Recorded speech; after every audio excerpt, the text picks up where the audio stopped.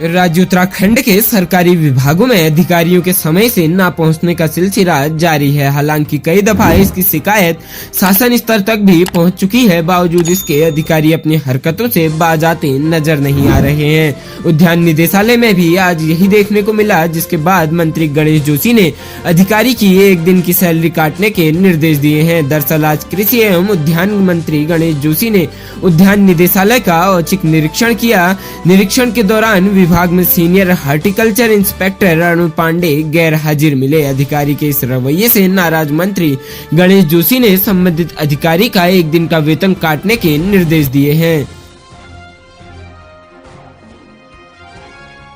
जनपद चंपावत वन प्रभाग की शारदा नदी के अपस्ट्रीम और हल्द्वानी वन प्रभाग के अंतर्गत नंधौर नदी के इको सेंसिटिव जोन में खनन की अनुमति नहीं दी जा सकती है। एनजीटी की ओर से गठित संयुक्त समिति ने निरीक्षण के बाद इस बात की सिफारिश की है। संयुक्त समिति की रिपोर्ट में कहा गया है कि सचिव औद्योगिक विकास राज्य सरकार ने नंधौर नदी के अपस्ट्रीम में खनन की अनुमति दी थी। हालांकि अभी खनन शुरू नहीं हुआ है। यह इलाका जैव विविधता से समृद्ध है और नंधौर वाइल्ड लाइफ सेंचुरी के इको सेंसिटिव जोन में आता है, इसलिए खनन गतिविधि की अनुमति नहीं दी जा सकती है।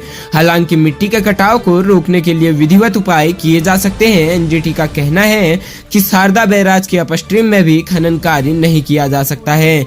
हरिद्वार की हरिपुर कला निवासी 14 वर्षीय रिद्धिमा पांडे ने 9 अप्रैल को एनजीटी में शिकायत कर कहा था कि प्रदेश सरकार ने आपदा की आड़ में नंधौर वन्य जीव अभ्यारण्य हल्द्वानी वन प्रभाग के इको सेंसिटिव जोन में खनन की अनुमति दी है। वहीं चंपावत वन प्रभाग की शारदा नदी के आरक्षित वन क्षेत्र में भी अवैध खनन की स्वीकृति दी गई है, जबकि यह क्षेत्र टाइगर और हाथियों का मुख्य वास स्थल है।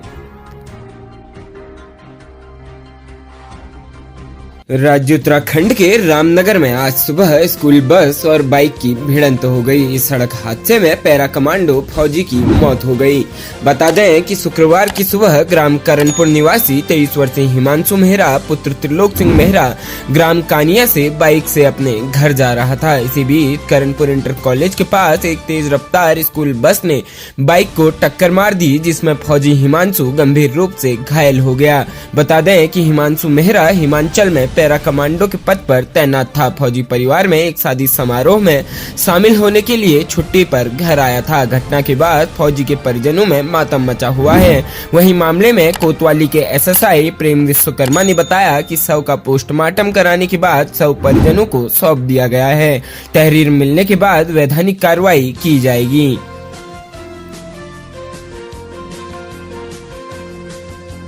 राज्य उत्तराखंड में फेरू से पहले दूल्हे की पोल खुलने पर एक शादी टूट गई। समारोह में जहां लोगों को हंसी खुशी नाचना था, वहां रात भर हंगामा चला। विवाद इतना बढ़ गया कि पुलिस को मामले में हस्तक्षेप करना पड़ा। परिजनों ने युवक पर धोखाधड़ी का आरोप लगाया है। हालांकि दूल्हा और दुल्हन एक दूसरे से प्यार करते थे।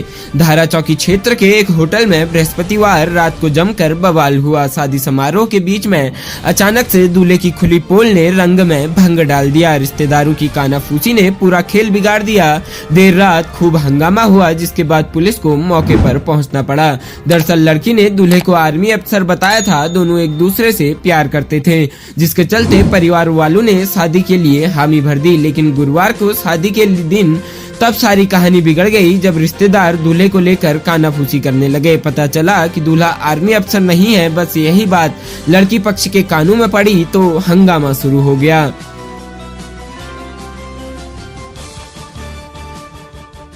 जनपद पिथौरागढ़ के राजस्व क्षेत्र बेड़ा में 24 नवंबर को मजदूर की हत्या का पुलिस ने खुलासा कर लिया है। इस मामले में 2 लोगों को गिरफ्तार कर लिया गया है, जबकि तीसरा फरार है। पुलिस अधीक्षक लोकेश्वर सिंह ने शुक्रवार को पत्रकारों से बातचीत में मामले का खुलासा करते हुए कहा कि जिस स्थान पर मजदूर चनर राम का शव मिला था, उसके आसपास के पत्थर में खून के धब्बे झाड़ियों में घसीटने के निशान मिले थे।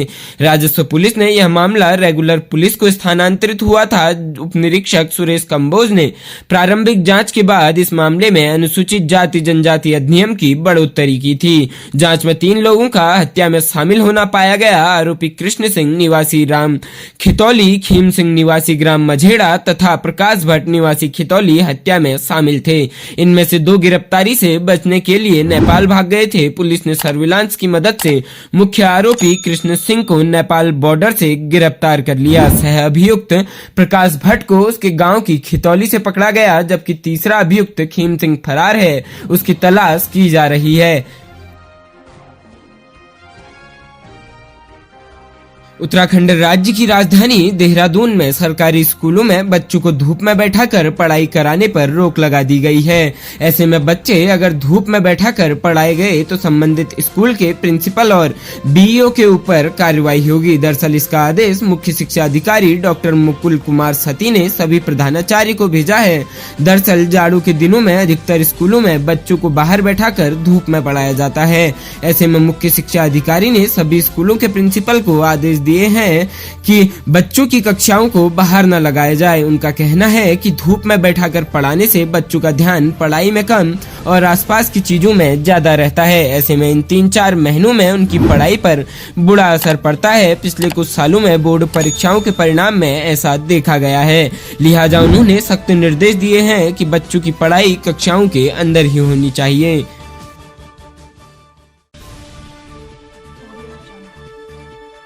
राज्य उत्तराखंड की राजधानी देहरादून में स्थित भारतीय सैन्य अकादमी में शनिवार 10 दिसंबर को पासिंग आउट परेड होनी है। इस परेड से एक दिन पहले मुख्य अतिथि में बदलाव हुआ है। आईएमए प्रशासन के मुताबिक अब पीओपी के मुख्य अतिथि lieutenant general Yogendra Dimri, AVSM, VSM, GOC, in C मध्य कमान होंगे। योगेंद्र डिमरी परेड के रिव्यूइंग ऑफिसर होंगे। पहले भारतीय सेना के जनरल मनोज पांडे बतौर अतिथि परेड में शामिल होने वाले थे।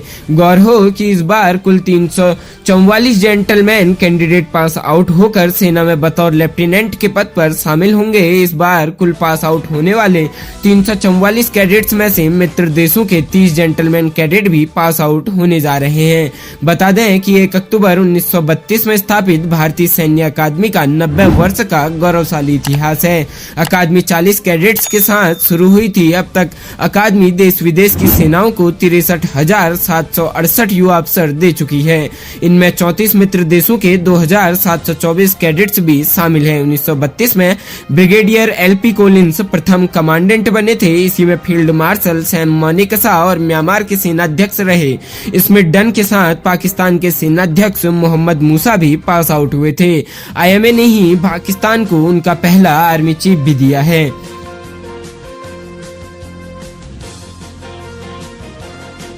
जनपद पिथौरागढ़ में मुख्यालय में गुप्ता तिराहे पर तैनात यातायात पुलिसकर्मी कांस्टेबल भरत कुमार को एक कान का सोने का झुमका गिरा हुआ मिला था। कांस्टेबल ने ईमानदारी का परिचय देकर उक्त झुमका प्रभारी निरीक्षक यातायात प्रताप सिंह नेगी को सौंप दिया। पुलिस अधीक्षक पिथौरागढ़ लोकेश्वर सिंह ने बताया कि सोशल मीडिया के माध्यम से उक्त संबंध में सूचना प्रसारित की गई। पिथौरागढ़ पुलिस के फेसबुक पेज में यह सूचना देखकर महेश चंद्र जोशी निवासी सिलोनी हाल खटीमा उधम सिंह नगर द्वारा बताया गया कि यह झुमका उनकी पत्नी का है जो 1 तोले का है तथा बारात में जाते समय गिर गया था। दोनों पति पत्नी यातायात चौकी पिथौरागढ़ पहुंचे। निरीक्षक यातायात द्वारा तस्दीक करने के बाद झुमका पति पत्नी के सुपुर्द किया गया। दोनों पति पत्नी द्वारा कांस्टेबल भरत की ईमानदारी की सराहना करते हुए पिथौरागढ़ पुलिस का धन्यवाद प्रकट किया गया।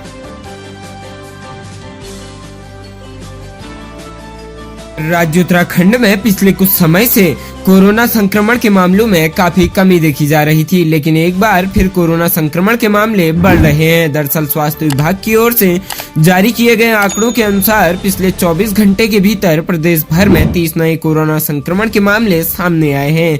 कोरोना संक्रमण के साथ ही प्रदेश में डेंगू के मामले भी बढ़ते नजर आ रहे हैं। पिछले 24 घंटे के भीतर प्रदेश भर में 9 नए डेंगू संक्रमित मरीज सामने आए हैं। दरअसल देहरादून जिले में सबसे अधिक 28 नए कोरोना संक्रमण के मामले सामने आए हैं। वहीं हरिद्वार और नैनीताल जिले में एक नए कोरोना संक्रमण के मामले सामने आए हैं। स्वास्थ्य विभाग से मिली जानकारी जानकारी के अनुसार प्रदेश में सक्रिय संक्रमित मरीजों की संख्या 53 पहुंच गई है। इसके साथ ही एक कोरोना संक्रमित मरीज स्वस्थ हुआ है। 1 जनवरी से लेकर अभी तक प्रदेश में 1,04,543 मामले सामने आ चुके हैं, जिसमें से 1,03,57 मरीज ठीक हो चुके हैं। कोरोना मरीजों का रिकवरी रेट 96% है। वहीं इस साल अब तक प्रदेश में 333 कोरोना मरीजों की मौत हुई है।